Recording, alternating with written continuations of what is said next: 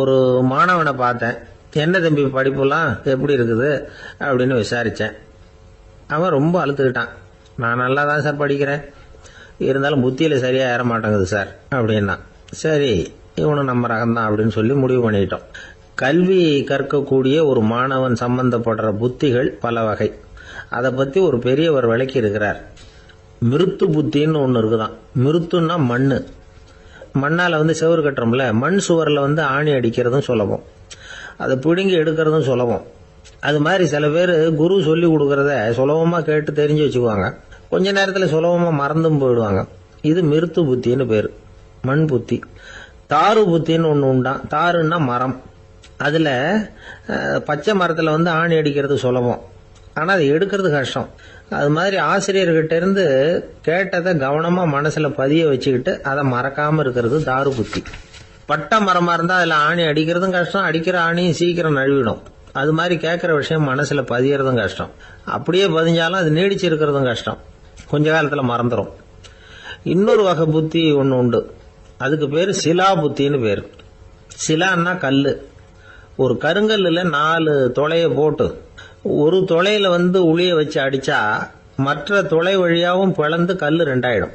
அது மாதிரி சந்தியான இடங்கள்ல குறிப்பா ஒரு பொருளை சொன்னா அதை வச்சுக்கிட்டு மற்றதையும் தெரிஞ்சுக்கிறது, அது சிலா புத்தின்னு பேர். வேணு புத்தின்னா என்ன தெரியுமா? வேணுன்னா மூங்கில்.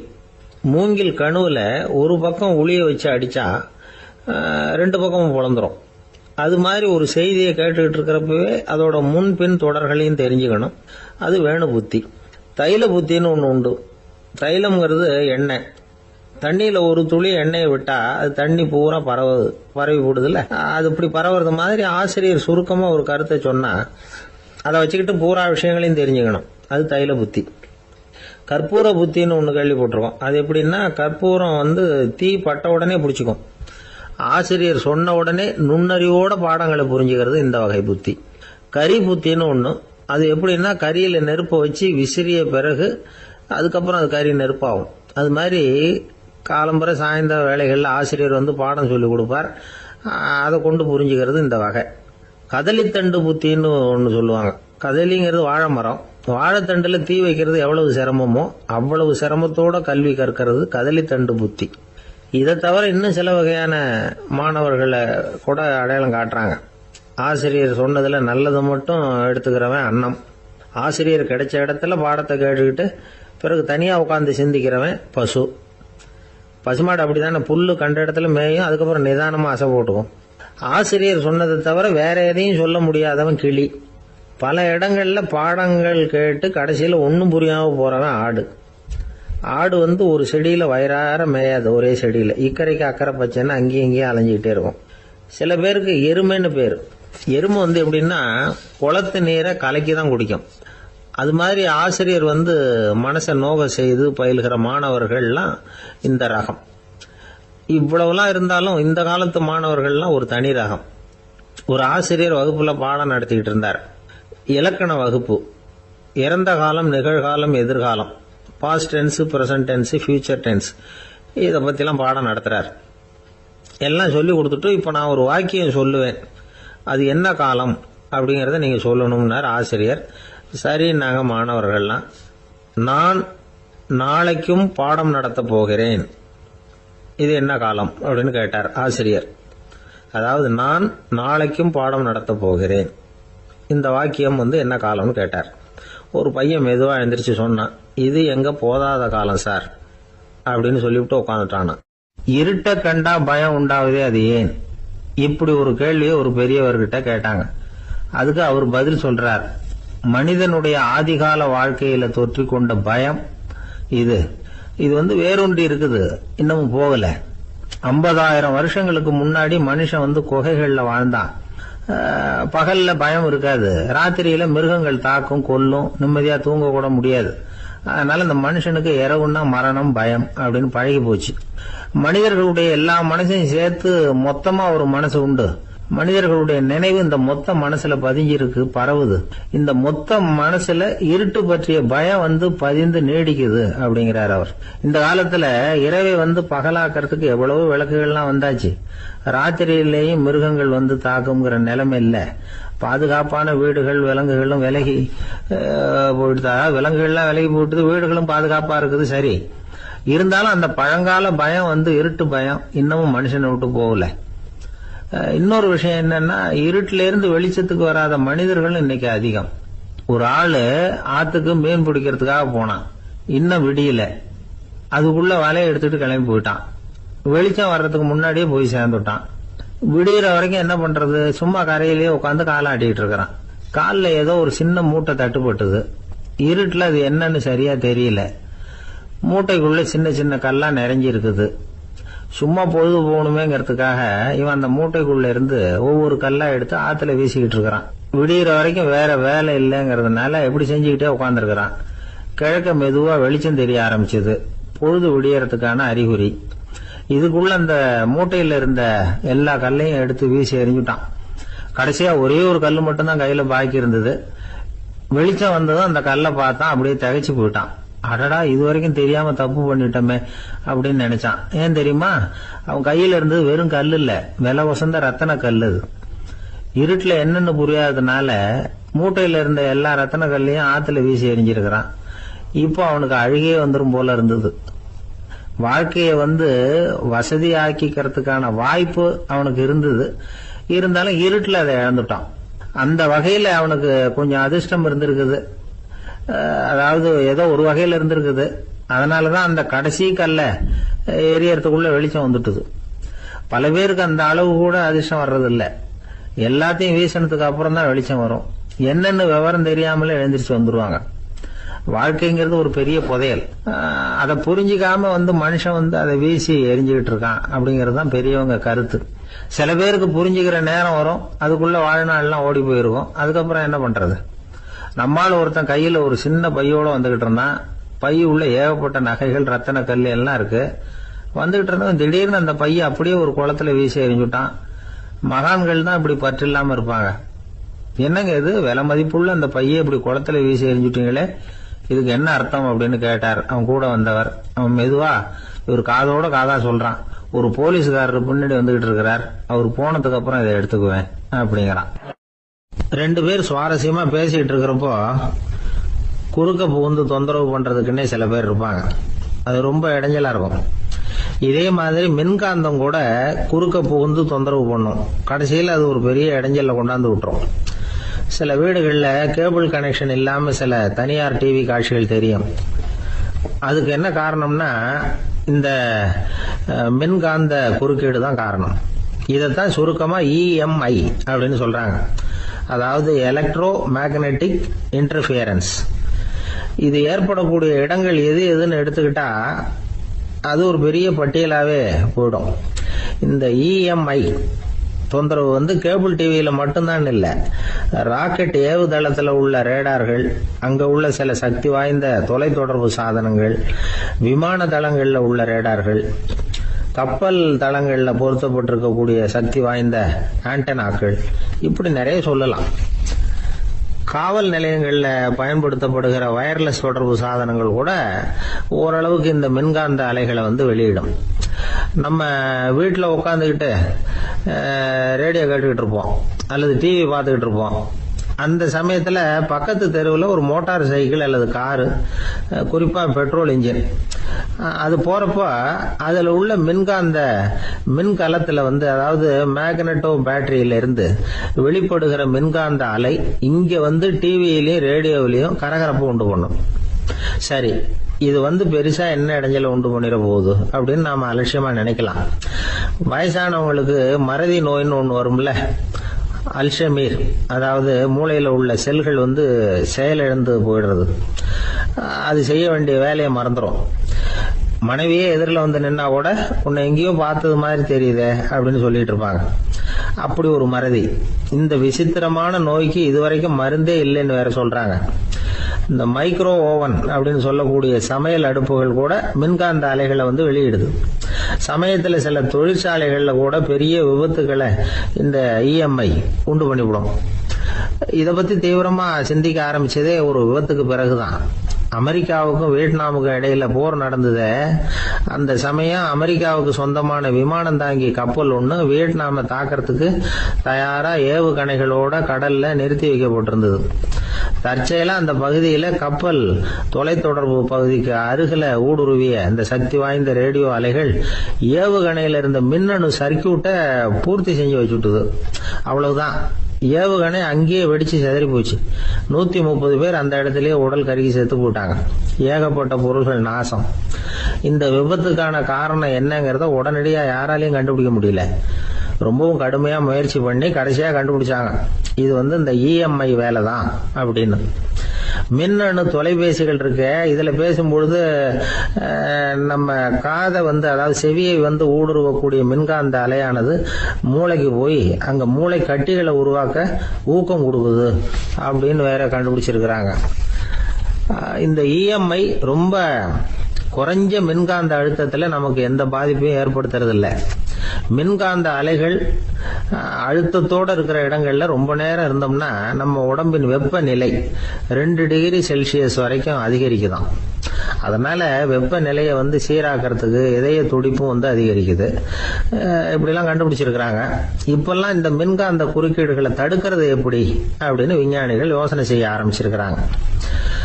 இந்த விஷயத்துல அலட்சியமா இருந்தோம்னா எதிர்காலத்துல நிறைய பேருக்கு இந்த ஞாபக மறதி நோய் வந்துடும். அப்புறம் அது ரொம்ப கஷ்டமா போயிடும். ஒரு குடும்ப தலைவர் தன் மனைவியை பார்த்து, யார் நீ, உன்னை எங்கேயோ பார்த்தது மாதிரி இருக்குதே அப்படின்னு சொல்லிட்டு இருந்தார். உடனடியாக அவரை போய் பார்த்தேன். வாங்க டாக்டர் கிட்ட போகலாம் அப்படின்னு. அவரு என்னை தனியா அழைச்சிட்டு போய் காதோட காதா மெதுவா சொல்றார், இத பாருப்பா, என் கையில பணம் இல்லாத போகலாம், அப்படி மறதி நோய் வந்துட்டது மாதிரி நடிச்சுக்கிட்டு இருப்பேன், அவ்வளவுதான், அதை நீ கண்டுக்காத அப்படின்னார். ஒரு ஊர்ல ஒரு பெரிய செல்வந்தர் இருந்தார். பணத்துக்கு பஞ்சம் இல்லை. அதனால இந்த உலகத்துல முடியாத காரியம் எதுவும் இல்லைன்னு நினைச்சார். பணம் இருந்தாலே அந்த நினைப்பு தானா வந்துடும். அதனால இவரும் அப்படி நினைச்சதுல ஒன்றும் தப்பு இல்லை. அந்த ஊருக்கு குருநானக் ஒரு தடவை வந்தார். அவருக்கு இந்த செல்வந்தர் ரொம்ப பிரமாதமா ஒரு வரவேற்பு கொடுத்தார். ஊர் எல்லையிலேயே எங்க வீட்டுக்கு விருந்து சாப்பிட்டுட்டு போகணும்னு கேட்டுக்கிட்டார். அவரும் சரின்னு ஒத்துக்கிட்டார். உடனே தன்னுடைய பங்களாவில் ஒரு பெரிய விருந்துக்கு ஏற்பாடு பண்ணார். குருநானக் அழைச்சிட்டு வீட்டுக்கு போனார், உட்கார வச்சார். ஐயா, நான் இந்த ஊர்லயே ரொம்ப பெரிய வசதி உள்ளவன், என்னால எல்லாம் முடியும், உங்களுக்காக நான் என்ன செய்யணும்னு சொல்லுங்க, எதுவா இருந்தாலும் பரவாயில்ல, எவ்வளவு செலவானாலும் பரவாயில்ல, என்னால செய்ய முடியும், என்ன செய்யணும்னு சொல்லுங்க, அது போதும், நான் செய்யறேன் அப்படின்னு நான் ரொம்ப பணிவா. இதை கேட்டதும் குருநானக் சிந்திச்சார் கொஞ்ச நேரம். அதுக்கப்புறம் தன்னோட சட்ட பைக்குள்ள கையை விட்டு ஒரு பழைய ஊசி ஒன்னு எடுத்தார். அந்த செல்வந்தர்கிட்ட கொடுத்தார். இத பாருங்க, இவ்வளவு தூரம் நீங்க கேட்கறதுனால சொல்றேன், எனக்கு நீங்க செய்ய வேண்டிய உதவி இதுதான். ஊசிய கையில வாங்கிக்கிட்டு இதை என்ன செய்யணும் சொல்லுங்க அப்படின்னாரு அவரு. நீங்க செய்ய வேண்டியது என்னன்னா, இந்த ஊசிய பத்திரமா வச்சிருக்கணும். நாம 2 பேரும் இறந்து போனதுக்கு பின்னாடி இன்னொரு உலகத்துல நாம சந்திக்கக்கூடிய வாய்ப்பு இருக்குது. அப்ப இந்த ஊசியை என்கிட்ட கொண்டாந்து கொடுக்கணும். இதுதான் நீங்க எனக்காக செய்ய வேண்டிய உதவி அப்படின்னார் குருநானக் லேசா சிரிச்சுக்கிட்டே. இதை கேட்ட உடனே இந்த பெரியவர் முழிக்க ஆரம்பிச்சிட்டார். அது எப்படிங்க, நான் சாகிறப்ப எப்படி இந்த ஊசியை எடுத்துக்கிட்டு இன்னொரு உலகத்துக்கு வர முடியும்னார். ஊசி மாதிரி ஒரு சின்ன பொருளை கூட இந்த உலகத்தை விட்டு நாம போறப்ப எடுத்துட்டு போக முடியாதுங்கிறப்போ உங்களோட செல்வத்தையெல்லாம் எப்படி அங்க எடுத்துட்டு வர போறீங்க அப்படின்னு கேட்டார் குருநானக். அதுக்கப்புறம் தான் அந்த பெரியவர் யோசிக்க ஆரம்பிச்சாராம். குருநானக் சொல்றார், இத பாருங்க, நாம செய்யற நல்லது கெட்டதுதான் கடைசி வரைக்கும் நம்ம கூட இருக்கும். அடுத்தவங்க நல்லா இருக்கணுங்கிறதுக்காக பொருளை செலவு செய்யணும், அப்படி செய்யலைன்னா எந்த பிரயோஜனமும் இல்லை அப்படின்னார். அதுக்கப்புறம் தான் அந்த செல்வந்தரின் அறிவு கண் திறந்துதான். உடனே குருநானக்க வணங்கினார். ஐயா, என்கிட்ட இருந்த ஆணவம் போயிட்டுது, இனிமே என்கிட்ட இருக்கிற செல்வத்தை நல்ல வழியில செலவழிப்பேன் அப்படின்னாராம். நம்ம கிட்ட இருக்கிற பணம் எப்பவும் நம்ம கூடவே வந்துகிட்டு இருக்காதுங்கிறதுக்கு இது ஒரு உதாரணம். அதுக்காக நாம பணம் சேர்க்கறத பத்தி கவலைப்பட வேண்டியதில்லை, பேசாம படுத்து தூங்கிட்டு இருந்தா போதும் அப்படின்னு இதுக்கு அர்த்தம் பண்ணிக்கப்படாது. முறையான வழியில பணம் சேர்க்கணும், அதை முறையான வழியில செலவு பண்ணணும். அதனால ஏற்படக்கூடிய மன நிறைவு இருக்கு பாருங்க, அது அனுபவிச்சவங்களுக்கு தான் தெரியும். சொர்க்கத்துக்கு போறவங்க இங்க இருந்து பணத்தை எடுத்துட்டு போக முடியாது. ஆனா நம்ம செல்வத்தை இங்க மத்தவங்களுக்கு பயன்பட செய்து அதனால ஏற்படுற புண்ணியம் இருக்கு பாருங்க, அதை எடுத்துட்டு போக முடியுமா. இதுதான் ஆன்மீகவாதிகள்லாம் சொல்ற கருத்து. ஜான் நியூட்டன் ஒருத்தர், அவரு சொன்னார், நான் எப்பவாவது சொர்க்கத்துக்கு போய் சேர்ந்தேன்னா அங்க 3 அதிசயங்களை பார்ப்பேன்னார். என்னன்னு கேட்டாங்க. நான் யார் யாரு இருக்க மாட்டாங்கன்னு நினைச்சுக்கிட்டு இருந்தானோ அவங்கள சில பேர் அங்க இருப்பாங்க, அது ஒரு பெரிய அதிசயம்னார். சரி, அடுத்தது என்ன? 2வது அதிசயம் என்னன்னா, அங்க இருப்பாங்கன்னு நான் எதிர்பார்த்த சில பேர் அங்க இருக்க மாட்டாங்க அப்படின்னார். சரி, 3வது பெரிய ஆச்சரியம் என்ன அப்படின்னா, நான் அங்க இருக்க பாருங்க, அதுதான் அந்த 3வது அதிசயம் அப்படின்னாராம். லோகமானிய பால கங்காதர திலகர் இருந்தார்ல, அவருக்கு 15 வயசுலயே கல்யாணம் நடந்துதான். மனைவி பேரு தபிபாய். ரொம்ப பெரிய குடும்பத்து பொண்ணு, நல்ல குணம். அவங்க குடும்பம் நடத்திக்கிட்டு இருக்கிறாங்க. அந்த காலத்துல திருடர்கள் பயம் அதிகம். இந்த காலத்துல மட்டும் என்னன்னு கேக்குறீங்களா? நீங்க கேக்குறது நியாயம்தான். இருந்தாலும் இந்த காலத்து திருடனுக்கும் அந்த காலத்து திருடனுக்கும் ஒரு முக்கியமான வித்தியாசம் உண்டு. அதாவது அந்த காலத்து திருடன்லாம் நியாயம் அநியாயம் பாக்குறது உண்டு, இந்த காலத்துல அப்படி பாக்குறது இல்லை. அந்த காலத்துல திருட வர்றவங்கள்ட்ட கூட ஒரு தார்மீக உணர்வு உண்டாம். அதாவது அப்போ உள்ள கொள்ளைக்காரங்க எதை களவாடினாலும் சரி, அரிசியை மட்டும் களவாடுறது இல்லையா, அப்படி ஒரு கொள்கை. அதனால பாருங்க, அந்த காலத்து பெண்கள் நகை நட்டுகளை பத்திரமா வைக்கணும்னா பெட்டியில வைக்கிறது இல்ல, அரிசி பானையில போட்டு வச்சு விடுறது. இப்பெல்லாம் பேங்க்ல சேஃப்டி லாக்கர்னு இருக்குல்ல, அது மாதிரி அந்த காலத்துல சேஃப்டி லாக்கருங்கிறது அரிசி பானை. வளையல், மூக்குத்தி, தோடு இப்படி எதுவா இருந்தாலும் அதுல போட்டு பத்திரமா வச்சிருவாங்க. திருடன் அரிசி பானை பக்கம் போறதில்லை. ஏன்னா சாப்பிடுற விஷயத்துல கை வைக்கக்கூடாது, அது பாவம் அப்படின்னு அவன் நினைக்கிறான். திலகரோட மனைவி தபிபாயும் அதே மாதிரி தன்னுடைய ஆபரணங்களை ஒரு அரிசி பானைக்குள்ள போட்டு மூடி வச்சிருந்தாங்களாம். இப்படி இருந்தப்போ ஒரு நாள் ஒரு பிச்சைக்கார பொண்ணு வீடு வீடா பிச்சை கேட்டுக்கிட்டே வந்திருக்குது. திலகர் வீட்டுக்கும் தர்மம் போடுங்க தாயே அப்படின்னு தான் அந்த பொண்ணு. அந்த அம்மா தபிபாய் காதல இது விழுந்திருக்கு. உடனே கை நிறைய அரிசி அள்ளிட்டு போட்டிருக்கு. பாத்திரத்துல அரிசியை போட்டதுக்கு அப்புறம் தான் தெரியுது, பளிச்சுன்னு கண்ணுல படுது. அதாவது அந்த அம்மாவோட வைர மூக்குத்தி ஒண்ணு அரிசியோட சேர்ந்து அந்த பிச்சைக்கார பொண்ணு பாத்திரத்துல போய் விழுந்துட்டுது.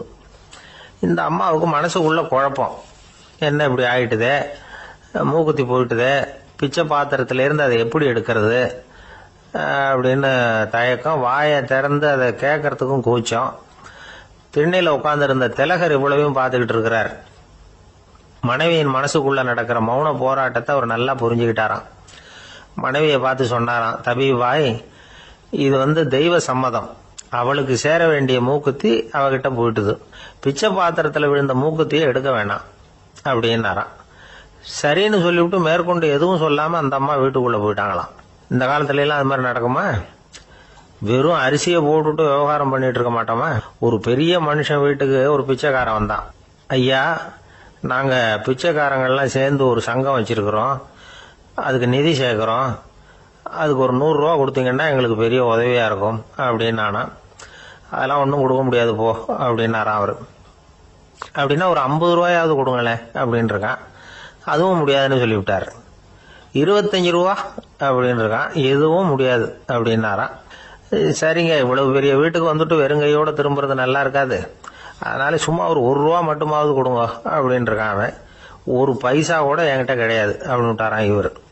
அப்படின்னா நீங்க ஒரு காரியம் பண்ணுங்களேன் அப்படின்னு அவன். என்ன செய்யணும் அப்படின்னு இருக்காரு. எங்க சங்கத்துல நீங்களும் ஒரு மெம்பரா சேர்ந்துருங்க அப்படின்னானா. இந்த உலகத்துல நாம நல்லபடியா இருக்கணும்னா அதுக்கு முக்கியமா தேவைப்படுறது 2. ஒன்னு செல்வம், இன்னொன்னு அறிவு. சரி, இது 2ல சிறந்தது எது அப்படின்னு ஒரு கேள்வி கேட்டா என்ன பதில் சொல்றது? இதே கேள்விய ஹஸ்ரத் அலி அவர்கள் கிட்ட கேட்டாங்களாம். அவர் ஒரு பெரிய அறிஞர். கேள்வி கேட்டவங்களும் சாதாரண ஆட்கள் இல்லை, இவங்களும் அறிஞர்கள். ஒரு நாள் ஹஸ்ரத் அலி அவர்கள்கிட்ட 10 அறிஞர்கள் வந்தாங்களாம். ஐயா, நாங்க 10 பேரும் உங்ககிட்ட ஒரே கேள்வியை தான் கேட்க வந்திருக்கிறோம், ஆனா எங்க 10 பேருக்கும் நீங்க தனித்தனியா பதில் சொல்ல முடியுமா அப்படின்னு கேட்டிருக்காங்க. அதாவது அவங்க ஒரே கேள்விக்கு இவர்கிட்ட இருந்து 10 விதமான பதில் எதிர்பார்க்கறாங்க. சரி கேளுங்க, என்ன கேள்வி அப்படின்னாரு அவர். அப்பதான் அவங்க கேட்டாங்களாம், செல்வம், அறிவு, இது 2ல சிறந்தது எது? இதுதான் கேள்வி. ஹஸ்ரத் அலி என்ன பண்ணார் தெரியுமா? அவங்கள ஒவ்வொருத்தரா கூப்பிட்டார். ஒவ்வொரு விதமான பதில சொல்லி அனுப்புனார். முதல்ல ஒருத்தரை கூப்பிட்டார், சொன்னார், அறிவுங்கிறது தீர்க்கதரிசிகள், ஞானிகள், மகான்கள் இவங்களோட பரம்பரை சொத்து. ஆனா செல்வம்ங்கிறது கொடுங்கோலரின் ஆயுதம், அதனால அறிவு தான் சிறந்தது அப்படின்னார். ரெண்டாவது ஆளை கூப்பிட்டார். உங்ககிட்ட செல்வம் இருந்தா நீங்க தான் அதை காப்பாற்றணும். ஆனா அறிவு உங்களை எப்பவும் காப்பாற்றும். ஆகவே அறிவு தான் சிறந்தது அப்படின்னார். மூணாவது ஆளை கூப்பிட்டார். செல்வந்தனுக்கு எப்போதும் விரோதிகள் அதிகம், ஆனா அறிஞனுக்கு நண்பர்கள் அதிகம், அதனால அறிவு தான் சிறந்ததுன்னார். அடுத்தவரை கூப்பிட்டார். செல்வம் அடுத்தவங்களுக்கு கொடுக்க கொடுக்க குறையும், ஆனா கல்விங்கிறது அதிகரிச்சுக்கிட்டே வரும், கொடுக்கறதுனால குறையாது, அதனால அறிவு தான் சிறந்ததுன்னார். இன்னொருத்தரை கூப்பிட்டார். அறிவு உள்ளவன் எப்பவும் அதை அடுத்தவங்களுக்கு வாரி வழங்கிக்கிட்டே இருப்பான், அதனால அவங்ககிட்ட தாராளத்தன்மை இருக்கும். ஆனா செல்வந்தன் கிட்ட கஞ்சத்தனம் தான் இருக்கும், அதனால அறிவு தான் சிறந்ததுன்னார். ஆறாவது நபரை கூப்பிட்டார். செல்வத்தை கள்வர்கள் திருடிட்டு போக முடியும், ஆனா அறிவை அப்படி திருடிட்டு போக முடியாது அப்படின்னார். ஏழாவது நபரை கூப்பிட்டார். செல்வம் கால ஓட்டத்துல அழிஞ்சிரும், ஆனா அறிவை கால ஓட்டம் ஒன்றும் பண்ண முடியாது, ஆகவே அறிவே சிறந்ததுன்னார். எட்டாவது ஆளை கூப்பிட்டு சொன்னார். செல்வத்துக்கு எப்பவும் எல்லை உண்டு, நிறைவு உண்டு, அளவு உண்டு, கணக்கு உண்டு, ஆனா அறிவுக்கு அப்படிப்பட்ட எல்லை எதுவும் கிடையாது, அதனால அதுதான் சிறந்ததுன்னார். அடுத்தவனை கூப்பிட்டார். செல்வம் உள்ளத்துல உள்ள ஒளியை போக்கிவிடும், இருட்டை உண்டாக்கிவிடும், விரிந்த மனப்பான்மையை குறுகலாக்கிவிடும். ஆனா அறிவு அப்படி இல்லை, இருண்ட உள்ளத்துல ஒளியை பாய்ச்சி அதை விசாலப்படுத்துது, அதுதான் சிறந்ததுன்னார். கடைசியா 10வது நபரை கூப்பிட்டார். செல்வம் மனசுல செருக்கை உண்டாக்குது, ஆணவத்தை ஏற்படுத்துது, அதனால நானே கடவுள்னு நினைக்கிற அளவுக்கு மனுஷனை தாழ்த்தி விடுது. ஆனா அறிவு பணிவையும் பண்பாட்டையும் வளர்க்குது, அதனால அறிவு தான் சிறந்ததுன்னார். ஆக இப்படி 10 பேருக்கும் 10 விதமா பதில் சொன்னது மூலமா ஹஸ்ரத் அலி அவர்கள் அறிவு தான் செல்வத்தை விட சிறந்தது அப்படிங்கறதுக்கு 10 காரணங்களை சுட்டி காட்டியிருக்கார். அந்த அறிஞர் 10 பேர் கேட்ட ஒரே கேள்விக்கு 10 பதில் சொன்னார். நமக்கு வேண்டிய ஒருத்தர் 10 பேர் கேட்ட கேள்விக்கு ஒரே பதில் சொல்லி சமாளிச்சார். கேள்வி என்ன தெரியுமா? என்கிட்ட வாங்கின கடனை எப்பயா திருப்பி கொடுக்க போற? இதுதான் அந்த 10 பேரும் கேட்ட ஒரே கேள்வி. இந்த மாசம் 26ஆம் தேதி தந்துடுறேன் அப்படிங்கிற ஒரே பதில் சொல்லி அவ்வளவு பேரையும் இவர் அனுப்பி வச்சுட்டாராம். எல்லாரும் போனதுக்கு அப்புறம் இவரை தனியா கூப்பிட்டு கேட்டிருக்கிறாங்க. அது என்ன சார் கணக்கு, 26ஆம் தேதி அன்னைக்கு என்ன அதிசயம் நடக்க போகுது அப்படின்னு கேட்டிருக்காங்க. அதிசயம் அன்னைக்கு இல்ல, அதுக்கு முத நாளே நடக்க போகுதுன்னாராம். விவரமா சொல்லுங்கன்னு இருக்காங்க. வேற ஒண்ணும் இல்லைங்க, 26ஆம் தேதி தானே எல்லாரையும் வர சொல்லி இருக்கிறேன், அதுக்கு முத நாளே நான் புறப்பட்டு தலைமறைவாயிட போறேன் அப்படின்னாராம் ரொம்ப பெருமையா. ஒரு ஊர்ல ஒரு மன்னர் இருந்தார், புத்தி கூர்மை உள்ள ஒரு மன்னர். பொதுவா மன்னர்களுக்கு சந்தேகம் வந்தா சபையில உள்ள சான்றோர்கள் கிட்ட கேட்டு தெரிஞ்சுக்கிறது தானே வழக்கம். ஆனா இங்க அப்படி இல்லை, மற்றவங்களுக்கு சந்தேகம் வந்தா மன்னர்கிட்ட கேட்டு தெரிஞ்சுக்குவாங்க. அது மாதிரி கேட்டு தெரிஞ்சுக்கிறதுக்காக ஒரு பெரியவர் ஒரு நாள் வந்தார். அவர் கையில 3 பொம்மைகள் வச்சிருந்தார். 3 ஒரே மாதிரி பொம்மைகள், கொஞ்சம் கூட வித்தியாசம் தெரியல. ஏது இந்த பொம்மைன்னு கேட்டார் மன்னர். எனக்கு வேண்டியப்பட்ட ஒருத்தங்கிட்ட இருந்து இதை வாங்கிட்டு வந்திருக்கிறேன், நான் தான் அவன்கிட்ட இந்த பொம்மையை செஞ்சு கொடுக்கும்படியா கேட்டுக்கிட்டேன். அவன் ரொம்ப புத்திசாலி, அவன் தான் இதை செஞ்சு கொடுத்தான், ஆனா அதுல ஒரு சிக்கல் அப்படின்னார். என்ன பிரச்சனைன்னு கேட்டிருக்காரு இவர். நான் அவன்கிட்ட கேட்டது 3 விதமான பொம்மைகளா இருக்கணும்னு கேட்டேன், அவன் என்னடான்னா 3 ஒரே மாதிரியா செஞ்சு கொடுத்துட்டான் அப்படின்னார். அவன்கிட்டயே கேட்கறது தானே அப்படின்னு இருக்காரு இவர். கேட்டேன், அவன் என்ன சொல்றான்னா இது 3 ஒரே மாதிரி பொம்மை கிடையாது, 3 விதம், ஒண்ணுக்கு ஒண்ணு வித்தியாசம் இருக்குது. இந்த 3 பொம்மையும் 3 விதமான நண்பர்களுக்கு உதாரணங்கள் அப்படின்னு சொல்றான். எனக்கு ஒன்னும் புரியல, அதுதான் உங்ககிட்ட வந்தேன் அப்படின்னார். சரி, அந்த பொம்மைகளை இப்படி கொடுங்க அப்படின்னு வாங்கினார் மன்னர். எடுத்துக்கிட்டு உள்ள போனார். கொஞ்ச நேரம் கழிச்சு வெளியில வந்தார். அதுக்கப்புறம் சொன்னார், பாருப்பா, அவன் சொன்னது சரிதான், 3 விதம் தான். இது இருக்குதே முதல் பொம்மை, இது உத்தமமான நண்பனுக்கு உதாரணம். இந்த 2வது பொம்மை இது மத்தியமமான நண்பனுக்கு உதாரணம். அந்த 3வது பொம்மை இருக்குதே அது மோசமான நண்பனுக்கு உதாரணம். இதை செஞ்சவன் உண்மையிலேயே பெரிய அறிவாளி தான் அப்படின்னாராம். வந்தவருக்கு ஒன்னும் புரியல, பார்த்தா ஒன்னும் வித்தியாசம் தெரியலையே அப்படின்னு அவன் குழம்பி போய் நிக்கிறான். இப்போ அந்த மன்னர் விளக்கம் கொடுக்கிறார். அந்த 3 பொம்மையையும் எடுத்து முன்னாடி வச்சார். ஒரு மெல்லிய கம்பிய கையில எடுத்தார். அந்த முதல் பொம்மை காதுல விட்டார். கொஞ்ச தூரம் உள்ள போய் அப்படியே நின்னுட்டுது அந்த கம்பி. அப்புறம் 2வது பொம்மை காதுல அந்த கம்பியை விட்டார். அந்த கம்பி என்னாச்சுன்னா அப்படியே அது வாய் வழியா வெளில வந்தது. 3வது பொம்மை காதுல கம்பியை செலுத்தினார். அது நேரா இன்னொரு காது வழியா வெளியில வந்தது. இந்த முதல் வகை இருக்குதே, அது மாதிரியான நண்பர்கள் எப்படி தெரியுமா? நம்ம கஷ்டத்தை அவங்க கிட்ட சொன்னா பேசாம கேட்டுக்குவாங்க. வெளியில அதை யாருகிட்டையும் சொல்லிட்டு இருக்க மாட்டாங்க. வெளியில தெரியாம நமக்கு உதவி பண்ணுவாங்க. செஞ்சுட்டு அதை நான் தான் செஞ்சேன்னு சொல்லிட்டு இருக்க மாட்டாங்க. அதுதான் கம்பி ஒரு காது வழியா போய் உள்ளே நின்னுட்டுது. ரெண்டாவது பொம்மையில கம்பி என்னாச்சு, ஒரு காது வழியா போய் வாய் வழியா வெளியில வருது. இது மாதிரியான நண்பர்கள்கிட்ட நாம கஷ்டத்தை சொன்னா அதை அவங்க 4 பேர்கிட்ட போய் சொல்லி நமக்காக உதவி கேட்பாங்க. நமக்குன்னு கேட்டு வாங்கி அதை நம்ம கிட்ட கொண்டுட்டு வந்து கொடுப்பாங்க. இவங்க மத்தியமமான நண்பர்கள். 3வது பொம்மையில ஒரு காது வழியா செலுத்துற கம்பி இன்னொரு காது வழியா வெளியில வந்துருது. இது மாதிரியான நண்பர்கள் கிட்ட நம்ம கஷ்டத்தை சொன்னா அவங்க காது கொடுத்து கேட்கறது மாதிரி நடிப்பாங்க. அப்படியே இன்னொரு காது வழியா அதை வெளில விட்டுருவாங்க. அதை பத்தி கவலைப்பட மாட்டாங்க. இதுதான் இந்த பொம்மைகளுக்குள்ள இருக்கிற வித்தியாசம் அப்படின்னு விளக்கம் கொடுத்தாராம் மன்னர். படிக்கிற பிள்ளைங்கள்லயும் இது மாதிரி 3 வகை உண்டு. சில பேர் காதால வாங்கி மனசுல வச்சுக்குவான். சில பேர் காதால வாங்கி பேனாவால எழுதி விடுவான். சில பேர் ஒரு காதால வாங்கி இன்னொரு காதால வெளியில விட்டுருவான். ஒரு பையன் வகுப்புல ஆசிரியர் பாடம் நடத்தும் பொழுது தலையை வேகமா ஆட்டி ஆட்டி கேட்பானா, ஏண்டா இப்படி தலையை இப்படி ஆட்டுற அப்படின்னு கேட்டிருக்கான். பக்கத்துல இருந்தவன், தலையை ஆட்டினா தாண்டா ஒரு காது வழியா உள்ள போறது இன்னொரு காது வழியா வெளியில வேகமா வெளில போகும் அப்படின்னானா அந்த பையன். ஒரு கணவன் மனைவி எப்ப பார்த்தாலும் அவங்க 2 பேருக்கும் இடையில சண்டை வந்துகிட்டே இருந்தது. இதுல என்ன ஆச்சரியங்கிறீங்களா? நான் அதுக்காக சொல்ல வரல, இது வேற விஷயம். அதாவது சண்டை போடாம இருக்கிறதுக்கு வழி சொல்ற தகவல் இது. நான் சொன்ன அந்த கணவன் மனைவி எப்படின்னா, கணவன் ஒரு வார்த்தை சொன்னா மனைவி கிட்ட இருந்து 2 வார்த்தை பதிலா வரும். இதுக்கு கணவன் கிட்ட இருந்து 4 வார்த்தை பதிலா வரும். இப்படி வார்த்தைகள் பெருகி போய் கடைசியில வம்புல முடியும். அந்த அம்மா பொறுத்து பொறுத்து பார்த்தாங்க. அவங்களால தாக்கு பிடிக்க முடியல. பக்கத்து வீட்லயும் ஒரு கணவன் மனைவி இருந்தாங்க. அவங்களுக்குள்ள சண்டை வர்றதில்லை. அது எப்படி அவங்களால மட்டும் சண்டை போடாம இருக்க முடியுது அப்படின்னு இந்த அம்மாவுக்கு ஆச்சரியம். ஒரு நாள் நேரா பக்கத்து வீட்டு அம்மா கிட்டே போய், ஏம்மா நீங்க எப்படி கணவனும் மனைவியும் சண்டை போட்டுக்காம இருக்கிறீங்க, அது எப்படி முடியுது உங்களால அப்படின்னு கேட்டாங்க. அதுக்குன்னு ஒரு மருந்து இருக்குது, அதை சாப்பிட்டா சண்டை வராது அப்படின்னாங்க அவங்க. சரிங்க, அந்த மருந்தை அவரு சாப்பிட மாட்டேன்னு சொல்லிட்டா என்ன பண்றது அப்படின்னு கேட்டிருக்கிறாங்க இவங்க. அந்த மருந்து அவருக்கு இல்லம்மா, உனக்கு தான் அப்படின்னாங்களாம் அவங்க. அப்படியா, அப்படின்னா கொடுங்க, ரொம்ப நல்லதா போச்சு. அதை எப்படி சாப்பிடுறதுங்கிற விவரத்தையும் சொல்லுங்க, எங்க அது கிடைக்குங்கிறதையும் சொல்லுங்க, வாங்கிக்கிறேன் அப்படின்னு கேட்டாங்களாம் இவங்க.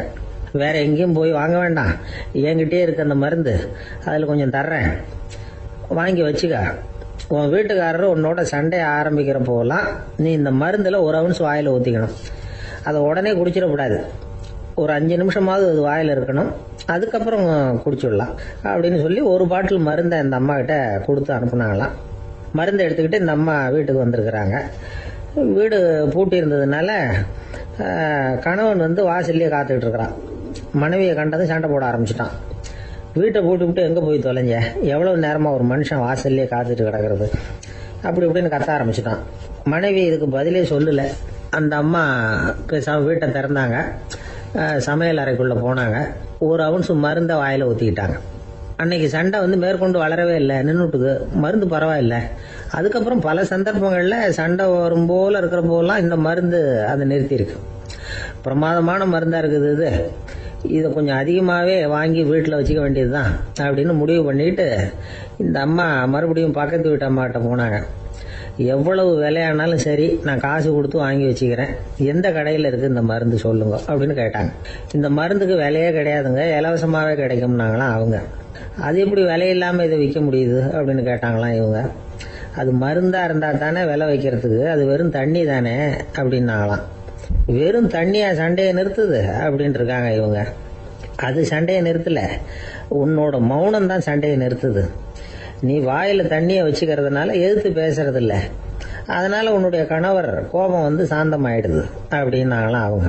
இந்த கதையிலிருந்து சண்டையை நிறுத்துற மருந்து எதுன்னு தெரிஞ்சுக்கிட்டோம் இல்லையா. ஒருத்தர் என்ன பண்ணாரு, பாட்டில்ல தண்ணியை ஊற்றி வச்சுக்கிட்டு அவர்கிட்ட வர்றவங்களுக்கெல்லாம் இதை சிபாரிசு பண்ணலாம்னு நினைச்சுக்கிட்டு உட்காந்துருந்தார். ஒரு அம்மா வந்தாங்க. இதை கேட்டுவிட்டு இதையே ஒரு மருந்து மாதிரி கொடுக்கலாம்ங்கிறது அவர் முடிவு. அதனால பாட்டிலில் தண்ணி அடித்து வச்சுக்கிட்டு அதில் கலருக்காக என்னத்தையோ ஒரு ஜீரகம் அது மாதிரி எதையாவது கலந்து வச்சுக்கிட்டு ஒரு மருந்து மாதிரி ஒரு பாவனையில் வச்சுக்கிட்டு உட்காந்துருக்காரு. யாராவது வீட்டில் சண்டைன்னா என்கிட்ட வாங்க மருந்து தரேன்னு. ஒரு அம்மா வந்தாங்க. எனக்கு என் வீட்டுக்காரருக்கும் அடிக்கடி சண்டை வருதுங்க அப்படின்னு இருக்காங்க. கவலைப்படாதம்மா, நான் ஒரு மருந்து தரேன்னு சொல்லி வீட்டுக்குள்ளே போய் ஒரு பாட்டில் எடுத்து வந்து கொடுத்தாரு. பாட்டிலில் இருக்கிறது என்னங்கிறத சொல்லிவிட்டு அது பேரில் மரியாதை வராது இல்லையா, அதனால் சொல்லலை. அந்த அம்மா வாங்கிட்டு போனாங்க. 4 நாள் கழித்து திரும்பி வந்தாங்க. என்னம்மா வீட்டில் சண்டை நின்று போச்சான்னு கேட்டிருக்காரு இவர். அங்கே நின்று போச்சுங்க, இப்போ உங்ககிட்ட ஆரம்பமாக போகுதுன்னாங்களாம். என்னம்மா அப்படின்ட்டு இருக்காரு அவர் பயந்து போய். பின்ன என்னங்க, நீங்கள் என்ன மருந்து கொடுத்துருக்குறீங்க என்னங்க அப்படின்னாங்களாம் கோவமா. அது வெறும் தண்ணி தானே அப்படின்ட்டு இருக்காரு இவர். தண்ணியா இது, நல்லா பாருங்க அப்படின்னு அந்த பாட்டில் நீட்டினாங்களாம். இவர் வாங்கி பார்த்துருக்காரு. அப்புறம் தான் விஷயம் புரியுது அவருக்கு. இவர் கை தவறுதலா அவங்க வீட்டில் இருந்த மண்ணெண்ணெய் பாட்டில் எடுத்து அவர்கிட்ட கொடுத்துருக்குறாங்க. அப்புறம் என்ன ஆகும், சண்டை வராம. ஒரு அழகான கடற்கரை, சுற்றுலா பயணிகள் நிறைய பேர் அங்கே வந்து போகிறது வழக்கம். சனி ஞாயிறு கூட்டம் அதிகமாக இருக்கும். அதோட விளைவு என்னங்கிறது அடுத்த நாள் தான் தெரியும்.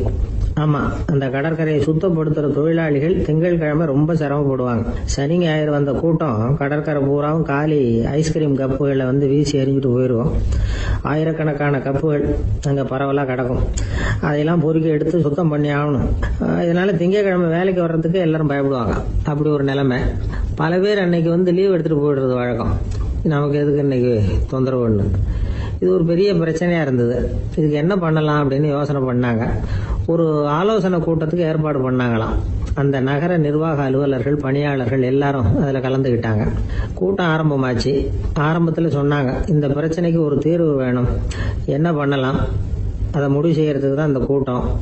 இதில் நீங்கள் செய்ய வேண்டியது என்னென்னா, உங்களுக்கு தோன்றுகிற யோசனை எதுவாக இருந்தாலும் சொல்லுங்கள்.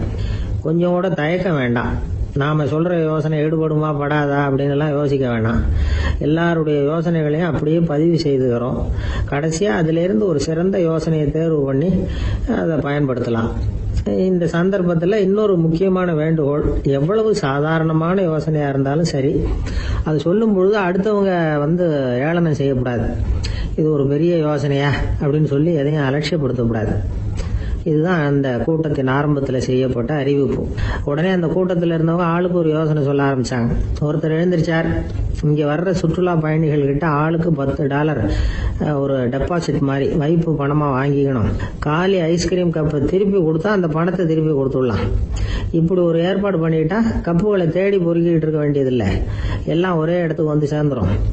அப்படியே நாம் வந்து தூக்கிட்டு போய் ஒரு இடத்துல கொட்டி விடலாம் அப்படின்னாரு.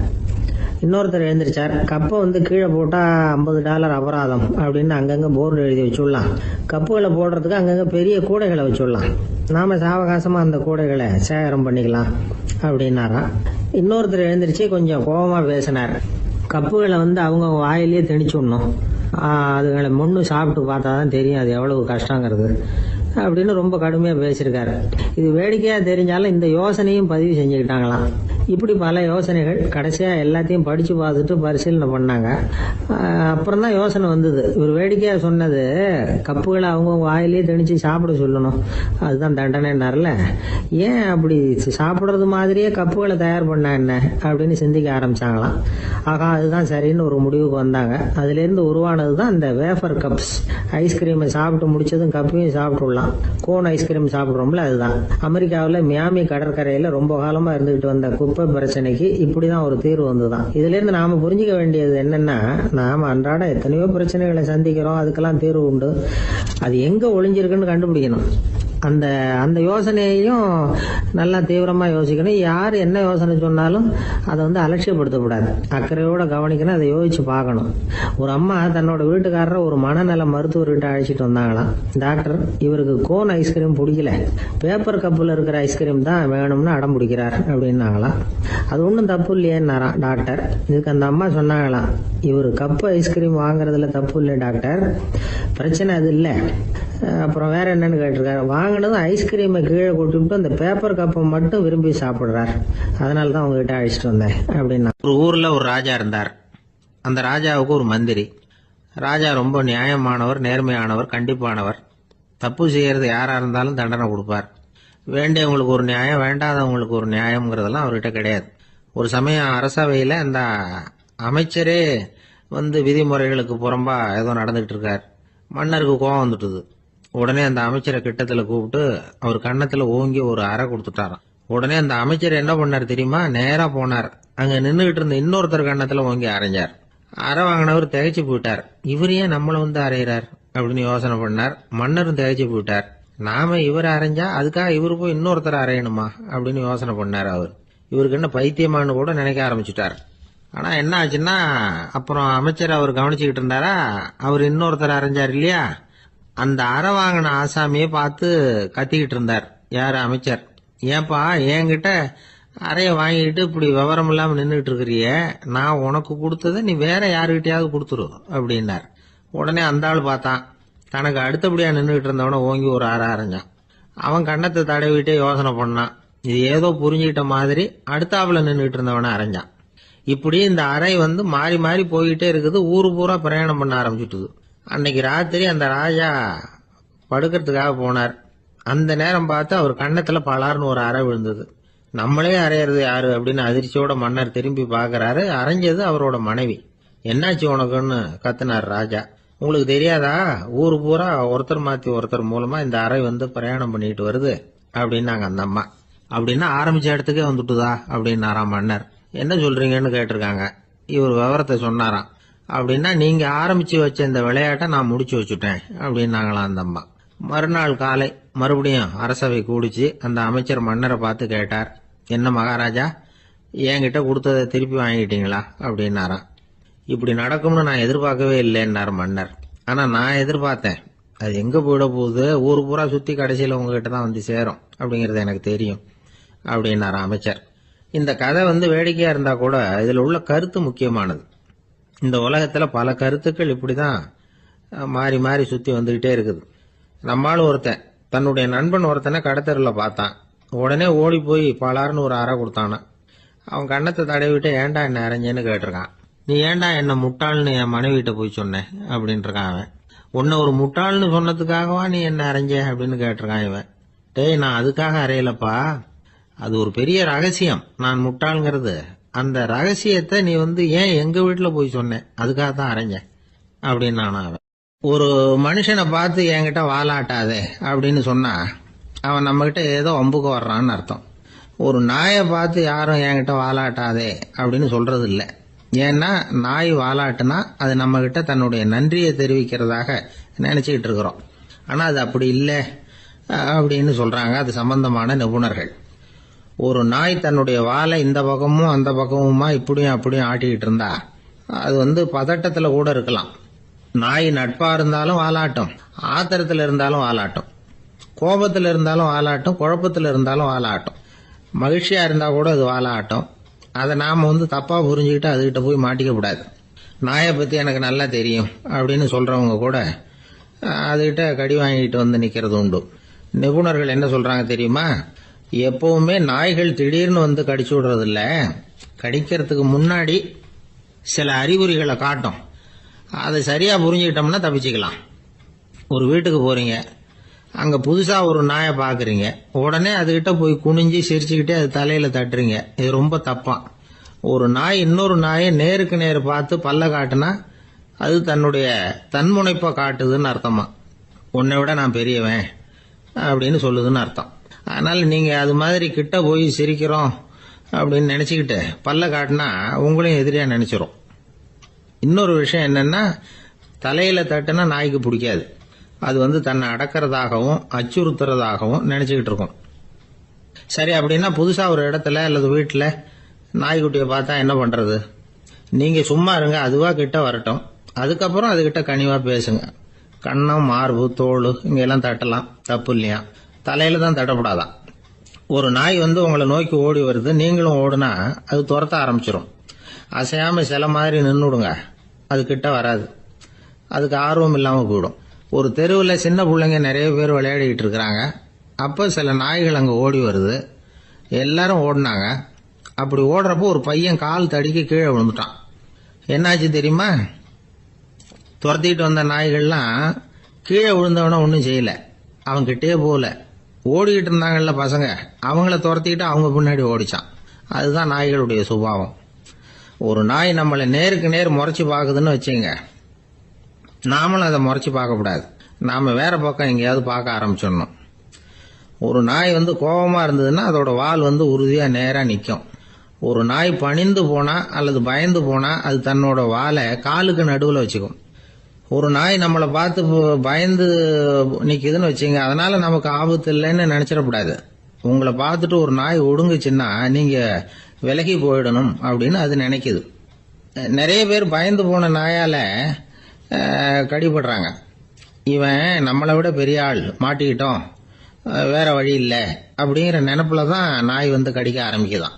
இதே மாதிரி சங்கிலியால கட்டி போடப்பட்டிருக்கிற நாயும் ஆபத்தானதுதான். தொடர்ந்து கட்டி போட்டிருந்தா காலப்போக்கில் அது ஒரு மாதிரி ஆயிடும். நாய் குழந்தைகளை கடிக்காது அப்படின்னு சில பேர் சொல்லுவாங்க. அதுவும் ஒரு தவறான நம்பிக்கை. அதனால சின்ன குழந்தைகளை தனியா நாயோட விளையாட விடக்கூடாது. ஆக கூடி நாயை பத்தி நிறைய விஷயம் புரிஞ்சுக்க வேண்டியிருக்குது. ஒருத்தர் தன்னுடைய நண்பர் வீட்டுக்கு போயிருந்தார். அவசியம் எங்க வீட்டில் சாப்பிட்டுட்டு தான் போகணும் அப்படின்னு ரொம்ப அன்பா சொல்லிவிட்டார். அதை மீற முடியல இவரால். சரின்னு உட்காந்துட்டார். சாப்பாடு போட்டாங்க, சாப்பிட ஆரம்பிச்சார். அவங்க வீட்டில் கட்டி போட்டு இருந்த நாய்க்குட்டி இவர் சாப்பிட்றத முறைச்சு பார்த்தது. ஏன் இப்படி என்ன அது முறைச்சு பாக்குது உங்க வீட்டு நாய்க்குட்டி அப்படின்னு ஒரு கேட்டார். அப்போ அவங்க சொன்னாங்களாம், அதுகிட்ட ஒரு கெட்ட பழக்கம்ங்க, தன்னோட தட்டுல யாரு சாப்பிட்டாலும் அது அப்படிதான் முறைச்சு பார்க்கும் அப்படின்னாரா அவரு. இந்த உலகத்துல மனுஷன் எவ்வளவோ தவறுகள் செய்யறான். அதுக்கெல்லாம் என்ன காரணம்? அதை பத்தின ஆராய்ச்சி தான் இன்னைக்கு. இதுக்கு ஆராய்ச்சி என்னத்துக்கு, அது தெரிஞ்ச விஷயம் தானே அப்படின்னு நீங்க நினைக்கலாம். ஆனா அப்படி அலட்சியமா இந்த விஷயத்தை விட்டுறக்கூடாது. பொதுவா எல்லோரும் நினைக்கலாம், எது சரி எது தவறு அப்படின்னு தெரியாததுனால தான் மனுஷன் தப்பு பண்றான் அப்படின்னு. ஆனா அப்படி சொல்லிட முடியாது. மனுஷன் தெரிஞ்சே தான் தவறுகள் பண்றான். இப்போ உதாரணத்துக்கு ஒரு சாலையில இடது பக்கம் போக வேண்டிய ஒருத்தர் நடுக்கோட்டை தாண்டி வலது பக்கமா வண்டியை ஓட்டிட்டு போறாருன்னு வச்சுங்க.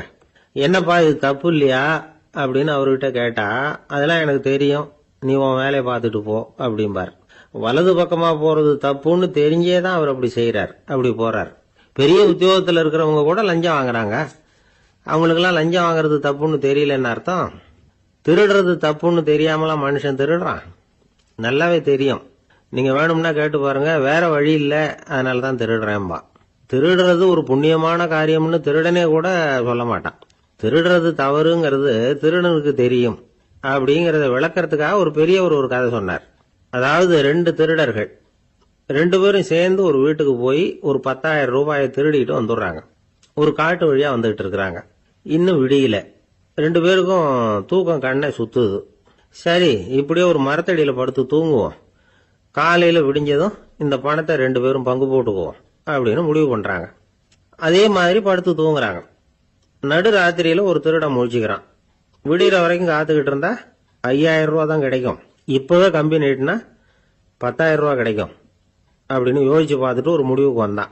மெதுவா அந்த 10,000த்தையும் சுருட்டிக்கிட்டு அடுத்தவனுக்கு தெரியாம ஓடி போயிட்டான். விடியுது. அடுத்தவன் எழுந்திரிச்சு பாக்குறான். பணத்தையும் காணல, பாகஸ்தனையும் காணல. இந்த திருடன் அந்த திருடனை திட்டுறான். திருட்டு பய, அயோக்கிய பய, இப்படி அநியாயமா கிளப்பிட்டு போட்டானே அப்படிங்கிறான். இதுல இருந்து என்ன தெரியுது? தெரியாம எடுத்துக்கிட்டு போறது திருட்டு, அயோக்கியத்தனம், அநியாயம் அப்படிங்கறது இவனுக்கு தெரிஞ்சிருக்குது.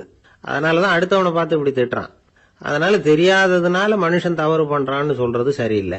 அப்படின்னா மனுஷன் பண்ற தவறுகளுக்கு உண்மையான காரணம் தான் என்ன? இதே சந்தேகம் அர்ஜுனனுக்கும் வந்துதான்.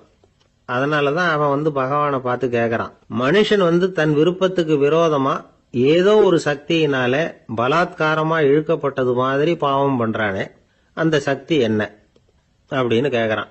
இதுக்கு பகவான் பதில் சொல்றார், காமமும் குரோதமும் தான் அந்த சக்திகள், அதாவது ஆசையும் சினமும். இது 2ம் உன்னுடைய எதிரிகள் அப்படிங்கறத புரிஞ்சுக்கோ அப்படிங்கிறார். இன்னமும் நுணுக்கமா பார்த்தா காமத்தினுடைய மறு உருவங்கள் தான் குரோதமும் லோபமும். ஆசை நிறைவேறலன்னா குரோதம், அதாவது கோபம். ஆசை நிறைவேறிட்டதுன்னா லோபம், அதாவது பேராசை. பாவத்தை கண்ட்ரோல் பண்ணணும்னா அதுக்கு மெயின் சுவிட்ச் எது அப்படிங்கறது இப்பதான் தெரியுது. அதுக்கு மனுஷன் தெரிஞ்சே தான் தவறு பண்றான் அப்படின்னு பேசிக்கிட்டோமே. அதுக்கு ஒரு உதாரணம். ஒரு ஆளு ஹோட்டல்ல சாப்பிட போனான். சாப்பிட்டு முடிச்சான். எழுந்திரிச்சு முதலாளி கிட்ட பில்ல கொடுத்தான். காசை கொடுக்கல. முதலாளி பணம் கொடுன்னு கேட்டார். இவன் என்கிட்ட பணம் இல்லைன்னா. முதலாளி கொஞ்சம் கூட அலட்டிக்கல. உள்ள இருந்து ஒரு ஆளை கூப்பிட்டார். இவனை கூப்பிட்டுட்டு போய் இட்லி மாவு ஆட்ட சொல்லுனார். இவனும் கவலைப்படாம உள்ள போயிட்டான். அப்போ அழைச்சிட்டு போற ஆளு கேக்குறான், ஏன் சார் சாப்பிடுறதுக்கு முன்னாடி காசு இல்லைங்கிறது உங்களுக்கு தெரியாதா அப்படின்னு கேக்குறான். தெரியும், காசு இல்லைங்கிறதும் தெரியும், காசு இல்லாம சாப்பிட்டா மாவாட்டணுங்கிறதும் தெரியும் அப்படின்னா அந்த ஆள். அப்படின்னா நீங்க உங்க வீட்லயே சாப்பிட்டு இருக்கலாமே அப்படின்னு கேக்குறான் அவன். அதுக்கு இவர் சொல்றாரு, அது எப்படி, அங்க சாப்பிட்டாலும் நான் இதே வேலையை தானே செய்ய வேண்டியிருக்கும் அப்படின்னாராம். நமக்கு முன்னாடி நமக்கு வேண்டிய ஒருத்தர் ஒரு கிளாஸ்ல நமக்கு பழச்சாறு கொண்டாந்து வைக்கிறாருன்னு வச்சுக்கோங்க. உடனே நாம என்ன பண்ணுவோம், எடுத்து கிடுகிடுன்னு சாப்பிட்ருவோம் அடுத்தவங்க யாரும் வர்றதுக்குள்ள. அதை விட்டுட்டு அதை கொண்டாந்து வச்சவர்கிட்டயே அதோட விலை என்ன அப்படி இப்படின்னு நான் கேட்டுக்கிட்டு இருப்போம். நாம கேட்க மாட்டோம். ஆனா காந்திஜி அப்படி கேட்டாராம். எப்ப தெரியுமா, 1935 அந்த வருஷம் மே மாசத்துல ஒரு நாள் காந்திஜி டெல்லியில இருக்கிறார். அப்ப அவருக்கு 2 டம்ளர் மாம்பழச்சாறு கொண்டாந்து கொடுக்குறாங்க. அதை வாங்குறாரு. இதோட விலை என்ன அப்படின்னு கேட்டார் காந்திஜி. யாருக்கிட்ட கேட்டாருன்னா மனுபென் காந்தி கிட்ட கேட்கிறார். அவங்க தான் கொண்டாந்து கொடுக்குறாங்க. காந்திஜிக்கு உதவி செய்யறதுக்காக அவர் கூடவே இருந்தவங்க அவங்க கிட்ட தான் கேட்கிறாரு. காந்திஜி சும்மா வேடிக்கைக்காக இப்படி கேட்கிறாருன்னு நினைச்சுட்டாங்க அந்த அம்மா. அதுவும் இல்லாம அதோட விலையை கேட்டா காந்திஜி நிச்சயமா அதை சாப்பிட மாட்டார் அப்படிங்கிற பயம் வேற. அதனால அந்த அம்மா பதில் எதுவும் சொல்லாம கம்முன்னு இருந்துட்டாங்க. கொஞ்ச நேரம் ஆச்சு. அந்த பழச்சாறு வச்ச இடத்துல அப்படியே இருக்குது, வச்ச இடத்துல வச்சபடியே இருக்கு. காந்திஜி அதை சாப்பிடவே இல்லை. மனுபென் காந்தி பார்த்தாங்க. மெதுவா காந்திஜி கிட்ட போய் அதை சாப்பிடுங்களேன் அப்படின்னாங்க. பழச்சாறு விலை என்னன்னு கேட்டேன், அதுக்கு பதில் இல்லை. அது முதல் தப்பு. பதிலை எதிர்பார்த்திருந்தும் அதை பத்தி விசாரிக்கல, அது 2வது தப்பு. இப்படி 2 தப்புகளை பண்ணிவிட்டு என்கிட்ட வந்து இதை சாப்பிடுங்கன்னு சொன்னா அது எப்படி அப்படின்னு கேட்டாராம் காந்திஜி. மனுபென் காந்தி என்ன சொல்றதுன்னு தெரியாம திகைச்சு போய் நின்றுகிட்டு இருந்தாங்க. காந்திஜி தொடர்ந்து சொன்னாராம், இப்ப என் முன்னாடி வச்சிருக்கிற இந்த பழச்சாறு விலை சுமாரா ஒரு ₹1/2 இருக்கும். அது அந்த காலத்து மதிப்பு.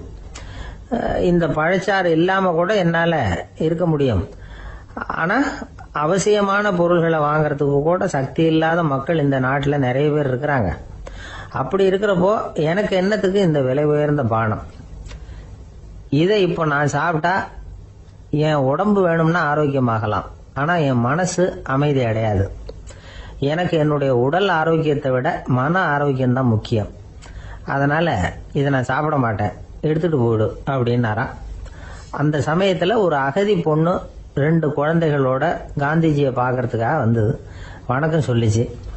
காந்திஜி உடனே தனக்கு முன்னாடி இருந்த பழச்சாற்றை எடுத்து அந்த பொண்ணுகிட்டையும் குழந்தைகள்கிட்டையும் கொடுத்து சாப்பிட சொன்னார். அவங்க அதை வாங்கி ரொம்ப சந்தோஷத்தோட சாப்பிட்டாங்களாம். அதை பார்த்த காந்திஜி முகத்துல ஒரு புன்னகை, ஒரு பரவசம், ஒரு திருப்தி. அவர் மனசு நிறைஞ்சி இருந்தது.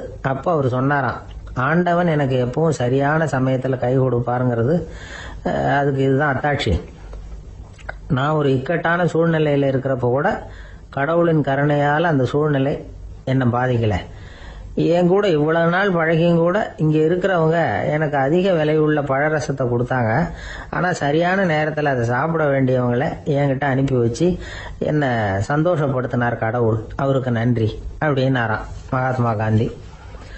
உடல் ஆரோக்கியத்தை விட மன ஆரோக்கியம் தான் எனக்கு முக்கியம்னு சொன்னார் பாருங்க. அதை நாம எல்லாரும் மனப்பூர்வமா இன்னைக்கு சிந்திச்சு பார்க்கணும். இந்த காலத்துல எல்லாரும் அப்படியா நினைக்கிறாங்க? எனக்கு தெரிஞ்ச ஒருத்தர் இருந்தார். தினமும் காலையில ஒரு காபி சாப்பிட உட்கார்ற நேரத்துல பக்கத்து வீட்டுக்காரர் வந்து சேருவார் கரெக்டா. உடனே அவரும் தனக்குன்னு வந்திருக்கிற காப்பியை எடுத்து மனப்பூர்வமா பக்கத்து வீட்டுக்காரர்கிட்ட கொடுத்துருவார். அதுக்கப்புறம் அவருக்காக வேற காப்பி போட்டு கொண்டாந்து கொடுத்தாலும் வேண்டான்னு சொல்லிடுவார்.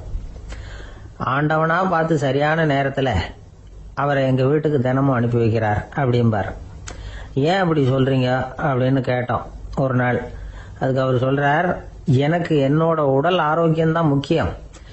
இத கடவுள் புரிஞ்சுக்கிட்டு எங்க வீட்டு காப்பியை சாப்பிடுறதுக்கு தினமும் அடுத்த வீட்டுக்காரனை அனுப்பி வைக்கிறார் அப்படின்னார் அவர். காஞ்சிபுரத்துல பல்லவ ராஜா ஒரு கோவில் கட்டினார், கைலாசநாதர் கோவில். அதுக்கு கும்பாபிஷேகம் பண்றதுக்கு ஒரு நாள் குறிப்பிட்டு அதுக்கு வேண்டிய ஏற்பாடுகள்லாம் பண்ணினார். முதல் காரியமா கடவுளை வேண்டிக்கிட்டார், நீங்க இந்த கும்பாபிஷேகத்துக்கு நேர்ல வந்து கலந்துக்கணும்னார். கடவுள் அந்த ராஜா கனவுல வந்தார். நீ கும்பாபிஷேகம் வச்சிருக்கிற அதே நாள்ல அதே நேரத்துல எனக்கு இன்னொரு ஊர்ல ஒரு கும்பாபிஷேகம் இருக்குது, அதுக்கு போக வேண்டியிருக்கு. அதாவது திருநின்ற ஊர்ல என்னுடைய பக்தர் ஒருத்தர், அவரும் ஒரு கோயில் கட்டி கும்பாபிஷேகம் செய்யறார். நான் அதுக்கு போக வேண்டியிருக்கு, அதனால உன்னுடைய தேதியை நீ மாத்தி வச்சுக்கோ அப்படின்னார். கடவுள் தான் எங்கேயும் இருக்கிறவராச்சே, அவர் நினைச்சா 2 இடத்துலயும் இருந்து கோயில் கும்பாபிஷேகத்தை நடத்த முடியாதா? ஏன் அப்படி செய்யல? அது ஒரு முக்கியமான காரணத்துக்காக தான். திருநின்ற ஊர்ல இருந்த பூசலாருங்கிற அந்த அடியாரின் பெருமையை இந்த உலகத்துக்கு எடுத்து காட்டணுங்கிறதுக்காகத்தான் கடவுள் அந்த ராஜா கிட்ட அப்படி சொன்னார். சரி, அந்த அடியார் அப்படி என்னதான் பெருசா கோயில் கட்டி விட்டார்? ராஜா கட்டின கோயிலை விட பெருசா? அவர் கட்டினது கருங்கல்லாலேயோ மண்ணாலேயோ மரத்தாலேயோ இல்ல. அவர் கட்டின கோயில் வேற மாதிரி. அது மனசால கட்டின கோயில், மனசுக்குள்ள இருக்கிற கோவில், மனக்கோவில். அந்த அடியார் தன்னோட மனசுக்குள்ள மாசக்கணக்கா ஒவ்வொரு கல்லா சேர்த்து கட்டின கோவில். இந்த விஷயம் ராஜாவுக்கு தெரியாது. அவர் என்ன நினைச்சுட்டாரு, அது நாம கட்டின கற்கோயிலை விட ரொம்ப பெருசா இருக்கும் போல இருக்கு அப்படின்னு நினைச்சுட்டாரு. சரி, அப்பேற்பட்ட அந்த கோயிலை தரிசனம் பண்ணிவிட்டு வருவோம் அப்படின்னு நினைச்சு ராஜா திருநின்ற ஊருக்கு போறார்.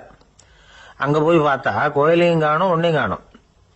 கடைசியில பூசலார் கட்டின மனக்கோவில் தான் அதுங்கிறத அவர் புரிஞ்சுக்கிறார்.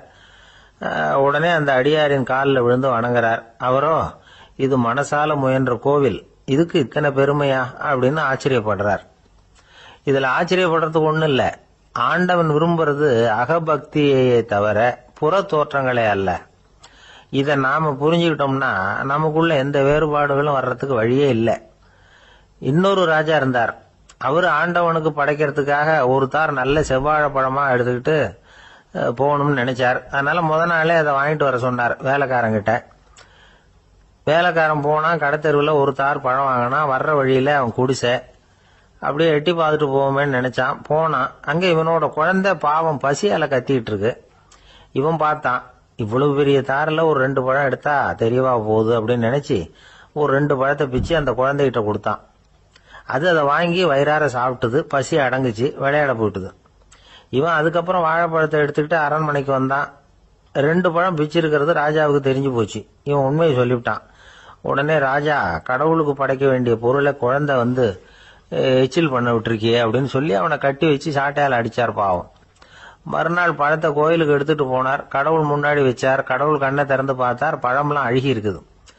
என்ன இது அழுகி போன பழம் அப்படின்னார். ராஜா முழிச்சார். நல்லா தானே இருந்தது அப்படின்னு நினைச்சார். அப்போ கடவுள் அந்த ராஜா கிட்ட சொன்னாராம், இத பாருப்பா, இந்த தாரில் 2 பழம் தான் நல்ல பழம். அந்த 2 பழங்களையும் நேத்திக்கே நான் சாப்பிட்டுட்டேன் அப்படின்னாராம். அப்பதான் ராஜாவுக்கு புரிஞ்சுது, ஏழை குழந்தையின் பசியை தீர்க்கறதுக்காக உதவுன அந்த 2 பழம் தான் இறைவன் சாப்பிட்ட பழம்னு. இறைவன் இருக்கிற இடம் எது? இதுதான் பக்தின்னு சொல்றோம் இல்லையா. அது 3 வகைப்படும் அப்படிங்கிறார் ஒரு பெரியவர். அது என்ன 3 வகைன்னா, தெய்வ பக்தி, அடியார்கள் பக்தி, குரு பக்தி. அடியார் பக்தியை விட தெய்வ பக்தியை விட குரு பக்தி தான் ரொம்பவும் சிறந்ததுங்கிறார் அவர். தெய்வத்துக்கிட்ட செஞ்ச பாவம் குருநாதர்கிட்ட தீர்ந்துருமா. குருநாதர்கிட்ட செஞ்ச பாவம் தெய்வத்துக்கிட்ட போனாலும் தீராதான். இப்படி பெரியவங்களாம் சொல்லி வச்சிருக்கிறாங்க. ஒரு காடு, அங்க அயோத தௌமியர் அப்படின்னு ஒரு தபோதனர். அவரு பல மாணவர்களை ஒன்னா சேர்த்து ஒரு குருகுலம் நடத்திக்கிட்டு இருக்கிறார். பல தரப்பட்டவங்க, பல திறப்பட்டவங்க மாணவர்கள் அதுல சேர்ந்து படிச்சுக்கிட்டு இருக்கிறாங்க. பாஞ்சால ராஜகுமாரன் ஒருத்தனும் அந்த குருகுலத்துல சேர்ந்து படிச்சுக்கிட்டு இருக்கிறான். அவன் பேரு ஆருணி. பெரிய இடத்து புள்ள, இருந்தாலும் படுப்புல ரொம்ப கெட்டிக்காரனா இருந்தான். அவன் தான் அங்க முதல் மாணவன். ஒரு நாள் குருநாதர் அந்த அரசகுமாரனை கூப்பிட்டார். நம்ம குருகுலத்துக்கு சொந்தமான வயல்ல தண்ணீர் பெருகி வெள்ளம் பயிரை அழிக்குதான். அதனால நீ போய் மடையை அடைச்சிட்டு வந்துரு அப்படின்னார். அந்த அரசகுமாரன் உடனே புறப்பட்டான். குருநாதர் சொல்லிட்டார்ல, உடனே புறப்பட்டான். நான் பெரிய இடத்து பிள்ளையாச்சே, ராஜகுமாரனாச்சே, ரொம்ப செல்வா கூட வளர்ந்தவனாச்சே, நான் போய் வயல்ல இறங்கி வேலை செய்யறதா அப்படின்னுலாம் அவன் நினைக்கல. குருநாதர் கட்டளையை நிறைவேற்ற வேண்டியது நம்ம கடமை அப்படின்னு நினைச்சான். உடனே ஒரு மண்வெட்டியை தூக்கி தோல்ல வச்சுக்கிட்டு புறப்பட்டு போயிட்டான். வயலுக்கு போனான். பார்த்தான், தண்ணி கரையை உடைச்சிக்கிட்டு வயலுக்குள்ள ஏகமா பாஞ்சிக்கிட்டு இருக்குது. இவன் மண்வெட்டியால களிமண்ணை புல்லோட சேர்த்து புல் பத்த மாதிரி வெட்டி வெட்டி போட்டான். இருந்தாலும் மடையை அடைக்க முடியல. தண்ணி அதை மீறி வந்துகிட்டே இருக்கு. தண்ணி வேகமா வயலுக்குள்ள போயிட்டே இருக்குது. போடுற பத்தையெல்லாம் கரைஞ்சி கரைஞ்சி போயிட்டு இருக்கு. இருந்தாலும் இவன் தன்னுடைய முயற்சியை கைவிடல. வெட்டி வெட்டி போட்டுக்கிட்டே இருக்கிறான். காலையில் அங்க போனவன் சாயந்தரம் வரைக்கும் இப்படி செஞ்சுக்கிட்டு இருக்கிறான். உடம்பும் மனசும் ரொம்பவும் சோர்ந்து போச்சு. இருந்தாலும் குருநாதர் இட்ட கட்டளையை நிறைவேற்றாம இருக்கிறோமேங்கிற ஒரு குறை அவனுக்கு இருக்கு. குரு கட்டளையை நிறைவேற்றாத நான் இன்னமும் இருக்கணுமா அப்படின்னு யோசனை பண்ண ஆரம்பிச்சுட்டான். என்ன செய்யலாம்னு பார்த்தான்.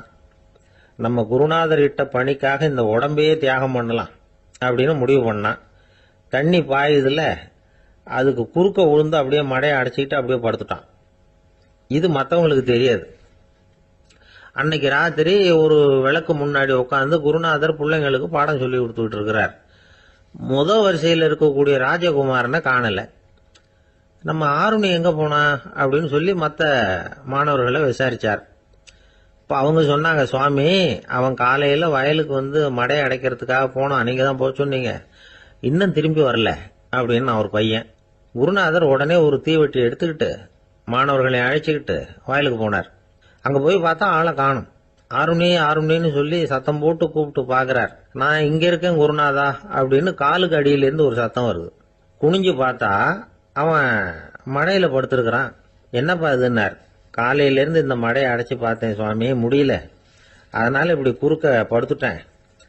என்னை தாண்டறதுக்கு பயந்து போய் தண்ணியே தேங்கி நின்னுட்டுது அப்படின்னா. அவனுடைய குரு பக்தியையும் அவனை தாண்டறதுக்கு அஞ்சு நிற்கிற தண்ணி தேக்கத்தையும் பார்த்துட்டு எல்லாரும் ரொம்ப ஆச்சரியப்பட்டு போயிட்டாங்களாம். ஆருணி எழுந்திருச்சு வா அப்படின்னு கூப்பிட்டாராம் குருநாதர். அவன் தண்ணீரை பொழந்துகிட்டு எழுந்திருச்சு வந்தானான். அதனால அவனுக்கு உத்தாலகன் அப்படின்னு ஒரு பேர். உத்தாலகன்னா தண்ணீரை பிளந்தவன் அர்த்தம். அந்த உத்தாலகன் மாதிரி இந்த காலத்து மாணவர்களுக்கும் குரு பக்தி வேணும் அப்படின்னு சொன்னோம் ஒரு பள்ளிக்கூடத்துல. உடனே நிறைய மாணவர்கள் எழுந்திருச்சு நின்னாங்க. சார், நீங்க எங்களை இன்னமும் சரியா புரிஞ்சுக்கலன்னு நினைக்கிறோம். அன்னைக்காவது ஒருத்தன் அப்படி இருந்தான், இன்னைக்கு ஏகப்பட்ட உத்தாலகர்கள் இருக்கிறோம். எங்க வாத்தியார் கட்டளை இட்டா இப்பவே அது மாதிரி வயலுக்கு போய் மடையில குறுக்கப்படுத்துக்கிறதுக்கு இந்த வகுப்புல உள்ள அத்தனை பேரும் தயாரா இருக்கிறோம் அப்படின்னாங்க. அப்படியா அப்படின்னு சொல்லி கேட்டோம் ரொம்ப சந்தோஷமா. ஒருத்தன் ரொம்ப அடக்கமா எழுந்திருச்சான். அப்புறம் சொன்னான், ஆமா சார், வகுப்புல இவர் நடத்துற பாடத்தை கேட்டுக்கிட்டு இருக்கிறத விட பேசாம போய் மடையில படுத்துடுறது ஒன்றும் கஷ்டமான காரியமா இருக்காது, அதனாலதான் எல்லாரும் அங்க போறேன்னு சொல்றோம் அப்படிங்கிறான். துருக்மேனியாவில் அஷ்காபாத் அப்படின்னு ஒரு நகரத்துல ஒரு புவியியல் விஞ்ஞானி இருந்தார். அவரு ஒரு நாய்க்குட்டி வளர்த்தார். ஒரு நாள் முன்னிரவு நேரம் ஒரு மேஜைக்கு முன்னாடி உட்கார்ந்து அந்த விஞ்ஞானி ஏதோ கணக்கு போட்டுக்கிட்டு இருக்கிறார். அவருக்கு ஒரு சின்ன பெண் குழந்தை, அது தொட்டில தூங்கிட்டு இருக்குது. அந்த நாய்க்குட்டியும் ஒரு மூலையில படுத்து அது பாட்டுக்கு தூங்கிட்டு இருந்தது. ஒரே அமைதி. அந்த நேரத்தில் திடீர்னு அந்த நாய்க்குட்டி துள்ளி எழுந்திருச்சுது. நேராக குழந்தைகிட்ட ஓடிச்சு. அந்த குழந்தைய அது போட்டிருந்த ட்ரெஸ்ஸோட சேர்த்து கவ்வி தூக்குச்சு. தூக்கிக்கிட்டு வாசல் பக்கம் ஓடிச்சு. நாய்க்குட்டி குழந்தைய கவ்வி தூக்க முடியுமாங்கிற சந்தேகம் உங்களுக்கு இல்லையா?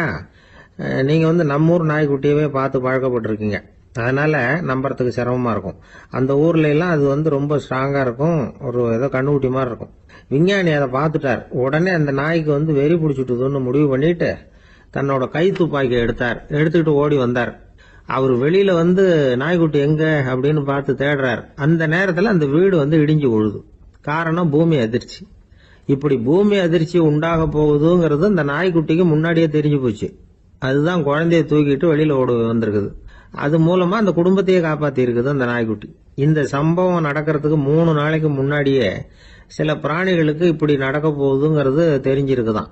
ஆமா, அந்த நகரத்துல 3 நாளைக்கு முன்னாடியே பாம்பு, பல்லி இதெல்லாம் அது தங்கி இருந்த வலையை விட்டு வெளியில ஓடி வந்துட்டுது. அதே மாதிரி அங்கிருந்த புறாவெல்லாம் பறந்து போயிடுச்சான். இதே மாதிரி யுகோஸ்லோவியாவில் கூட ஒரு நகரம், அங்க ஒரு நாள் ராத்திரி ஒரு மிருக காட்சி சாலையில திடீர்னு ஒரு பெரிய கலவரம், கூச்சல், குழப்பம். அங்க இருந்த கழுதை, புலி, யானை, பறவை எல்லாம் கண்ணாபின்னான்னு கத்த ஆரம்பிச்சுட்டுது. நீர் யானை அதுக்குன்னு போட்டிருந்த தடுப்பையே தாண்டி குதிச்சு வெளியில வந்துட்டுதான். மறுநாள் தான் எல்லாருக்கும் விஷயம் புரிஞ்சுது. அடுத்த நாள் காலையில அங்க பூமி அதிர்ச்சி உண்டாயிட்டுது. இப்ப பாருங்க, அதாவது மனுஷனை போய் தீர்க்க தரிசி அது இதுன்னு சொல்லிட்டு இருக்கிறோம். இவனை விட அது பரவாயில்லைன்னு தோணுது. அதாவது மிருகங்கள் ஒன்னு நடக்க போகுதுங்கிறத முன்னாடியே புரிஞ்சுக்குதே. சரி, இதெல்லாம் எப்படி அது முன்கூட்டி புரிஞ்சுக்குது? அதுதான் படைப்பு ரகசியம். அதை கண்டுபிடிக்கிறதுக்கு தான் மனுஷன் ஆராய்ச்சி பண்ணிட்டு இருக்கிறான். விஞ்ஞானிகளோட ஆராய்ச்சியெல்லாம் ஒரு பக்கம் இருக்கட்டும், வீட்டுக்குள்ளேயே சில ஆராய்ச்சி பண்ணி பாருங்களேன். இப்ப சில யோசனை சொல்லி அதை சோதனை பண்ணி பாருங்க அப்படின்னு ஒருத்தர் சொன்னாராம். அதாவது இப்ப மழை வருமா வராதா அப்படின்னு தெரிஞ்சுக்கணுமா, உடனே ஒரு பூனைக்குட்டி பின்னாடியே மெதுவா போய் அது என்ன செய்யுதுன்னு கவனிச்சு பார்க்கணும். பூனைக்குட்டி தன்னோட பாதத்தினால சுகத்துல அப்படி கீறிக்கிட்டு இருக்கும். அப்படி கீறினா கண்டிப்பா மழை வரும். சில சமயம் பூனைக்குட்டி அப்படி மல்லாந்து படுத்துக்கிட்டு பாதத்தை உயர தூக்கும், அப்படியும் புரளும். இப்படி செஞ்சதுன்னா அன்னைக்கும் மழை இருக்காது. அதனால முன்னாடி இருந்தது மழை வர்றதுக்கு அறிகுறி, இது மழை இல்லைங்கிறதுக்கு அறிகுறி. பறவைகள் பிராணிகள் இதுகளோட நடவடிக்கைகளை பார்த்துட்டு அதையெல்லாம் அடிப்படையா வச்சுதான் காலநிலையை கண்டுபிடிக்கிற கருவிகளை கண்டுபிடிச்சிருக்கிறாங்க. வாத்து இருக்குல்ல, சில சமயம் தன்னோட அழகை தன்னோட இறகுகள்ல அப்படியே புதைச்சிக்கும். அப்படி செஞ்சா குளிர்காலம் வரப்போகுதுன்னு அர்த்தம். பருவநிலை குளிரா மாறப்போகுதுங்கிறதுக்கு இதுதான் அறிகுறி. சிட்டுக்குருவி இருக்குதுல்ல, அதெல்லாம் புழுதியில உழுந்து புரளும், சிறகுகளை படபடன்னு அடிச்சுக்கும். அப்படி செஞ்சா மழை வரப்போகுதுன்னு அர்த்தம். ஒண்ணு மட்டும் நாம நல்லா தெரிஞ்சுக்கணும், இயற்கையின் சீற்றம்னு சொல்றோம் இல்லையா, இயற்கை ஏன் நம்ம மேல கோவப்படுது?